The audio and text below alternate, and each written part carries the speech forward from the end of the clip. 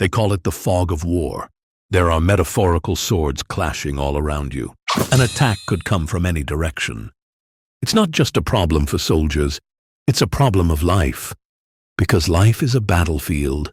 It's job interviews, business launches, relationships, really any moment where uncertainty and pressure collide. In this video, we'll tell you how to navigate the fog of life like a master strategist. The phrase fog of war refers to the uncertainty and confusion on the ground during military conflicts. It's a phrase that was coined by the strategist Clausewitz in the 1830s. We can apply it to our own lives to figure out what we should do when it feels like we're about to be overwhelmed. The first thing to do when you're surrounded by the fog of war is to calm down. Here's a truth which nobody likes. Life is always going to be chaotic. If you look around you, the world is always bigger and more complex than we could ever hope to fully comprehend. So we have to think about where we can apply ourselves, what we can work with, and most importantly, how we can fix our situation. If you find yourself in a situation where you feel the fog of war is around you, you start like this, with calm. Then you start getting your bearings.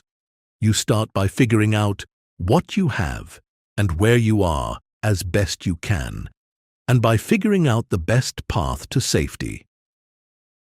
There's a scene about this in the classic book War and Peace, during the Battle of Borodino. The soldier Pierre finds himself lost during the battle against Napoleon's armies. He could die at any second. He knows he could run into the wrong group of soldiers and lose his life. He knows that it's not really fully up to him. He's going to need luck to make it out alive. We have analogous situations in our lives. Things can get really bad before they get better. We could lose our savings. We could lose our job. We could lose our relationships. Those are all terrible ordeals for anyone that will add gray to your hair and stress to your heart. Now, I wish I could tell you that I knew a way to avoid all that there was some way to be spared from life's tribulations. I'm here to tell you there is not. Sometimes life makes the decisions for you, and you have to deal with them. The Stoics taught this lesson over and over. Many things are beyond our control. A big part of happiness, the Stoic way, is accepting that many things are out of our control. No matter how much we want to, we won't be able to control them. Sometimes there are people we love very much who make bad decisions, and we can't stop them from making those decisions. Sometimes tragedies happen. Sometimes they even look like they're avoidable because they were caused by bad people who shouldn't have done them. But by the time we find out, it's too late. They've happened. These things, the Stoics emphasized, are part of life. We can do things to try to lower the risk, but we can't stop it completely. Movie heroics aside, we cannot actually predict the future or reverse the flow of time. And because of that, sometimes one of those things is going to get us. You can go a long time being lucky, but eventually luck runs out. So one way that we deal with that is mentally. We think about the things we can control and the things we cannot control. We put aside the things that are out of our control because we can't control them, and we focus on what we can control. Something else we can use is hope. It's worth remembering that the worst-case scenario may seem very real in your mind, but it's not guaranteed. Even people who got caught up in floods sometimes float to safety. The silver lining of the thought that things could get worse is that they could, but they might not. Let's return to this analogy of the fog of war. Everything is a mess. The best choice isn't clear. What you can do in that situation is apply yourself and try to make the best choice right now. I've noticed that even at really bad moments, we can often take an action right then and there to stop the worst outcome from happening. Let's say someone hacks your computer. Maybe you had a deadline coming up and you know you're going to miss it. It's happened. It's over. You have to deal with it. But even though you've been hacked, you can still take steps to reduce the damage. Maybe you change your passwords and you log out of apps and you do what you have to so you're not in danger anymore. Another example, one that really happened to me, is theft. I fell asleep on a ride in public years ago, and when I woke up, my wallet was gone. I was mad, very mad, but I didn't know who did it. I was asleep when it happened, so I took a deep breath, I collected myself, and then I went home and started canceling my credit cards and memberships. That's what I mean about the fog of war. We can't stop bad things from happening to us always, but we can often improve the outcome even while we're in it, and we can take action. So from where we are right now, we can make things better. In a sense, the world is always putting out fog, but we, through our efforts, can cut through it. So we may not be able to stop the fog, but we're not powerless to change it. We can reduce the fog if we try. The next step of dealing with the fog of war or the uncertainty of life is asking very carefully and thoughtfully, what can I find out? A moment ago, I said that some things are out of our control, including things we'd like to know but can't know, like the insides of other people's minds or the reasons for a higher-up decision. That's life. But for a lot of things in life, we can find out more if we work at it. We can make good guesses, and we can prepare for what we would need to do if those guesses came true. Here's another example. Let's say that you had a confrontation with your boss. That can be a threat to our income and our livelihood. Now you don't know what's going to happen as a result. Maybe your boss will shrug it off and let it go, or maybe he'll decide to be vengeful and you end up losing your job. Now that you know that the conversation has happened, you can prepare for those outcomes. Maybe you can write your boss a message, or you can plan to meet him the next day. If you can't do that, you can look at your resume and you can start polishing it. Maybe you know other people in the office who talk to your boss a lot and might know something about this situation. You might have friends who work in the same industry. You can reach out to them. And that can give you ideas that you may not have had. You might not be able to avoid the punch, but you can do something to soften the blow, and you can move toward a space where you'll be better positioned if you take the hit. The next thing you can do is move fast. A lot of times we move through life slowly and complacently. We think our job or our relationship is safe right now, and it's true for the moment. We take it easy. Now there's a time for that and a place for that. You can't be stressed and rushing all the time. But most of us spend longer being complacent than we need to. Most of us could spend more time preparing for tough times. So remember, we live in a world where our situation is impermanent, where the good alternates with the bad. We also live in a world where action really matters. Action makes a difference. And if we're in a situation where we're surrounded by the fog of war, action is what may save us. Don't ever forget it. The thing that will make a difference is ultimately the actions that you take, whether it's now, tomorrow, or years from now. The actions that you're taking right now are planting the seeds for those outcomes you'll experience later. However, sometimes, when things are bad, we act like the opposite is true. We have the impulse to lie down and do nothing. That absolutely does not help. That does not improve our situation. Even if you have to push yourself a little bit, even if it's a little uncomfortable, it's actually the time to stand up and get to work. Don't ever be resigned to losing.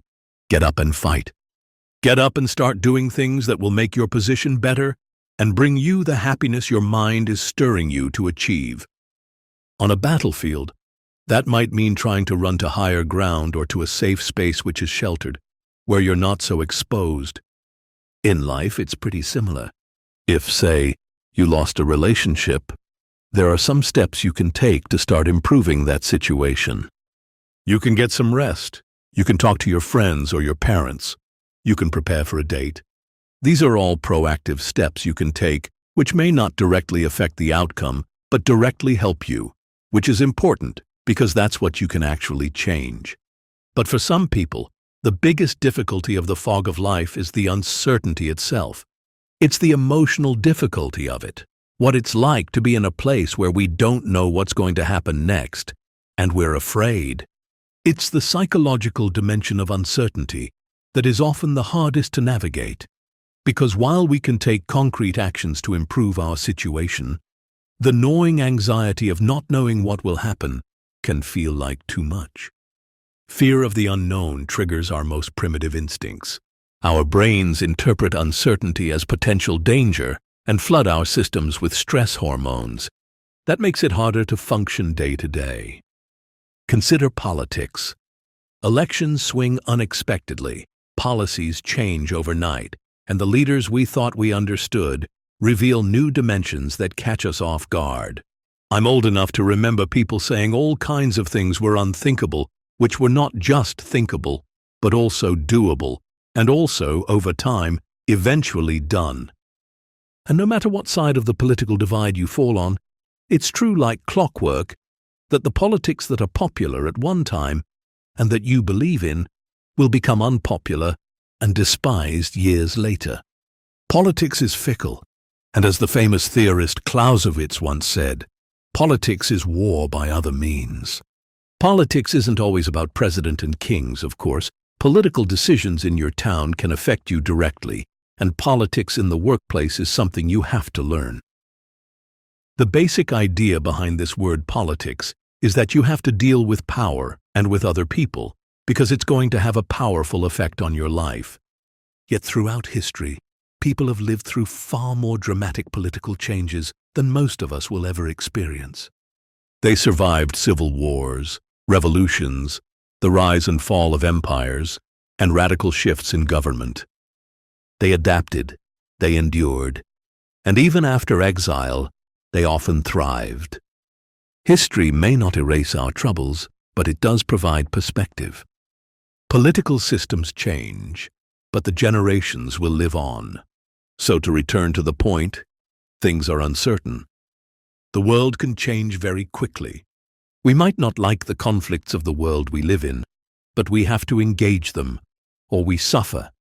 As the saying goes, you might not be interested in war, but war is interested in you.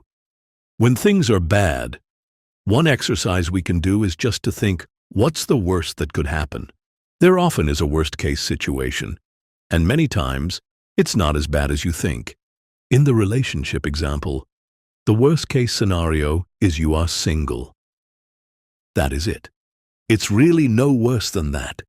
If you're married, maybe you take a financial hit, or your family dynamics will change. Well, okay, you take the hit, and then you move on. This worst-case analysis works because it forces us to confront our fears directly rather than letting them grow in the shadows.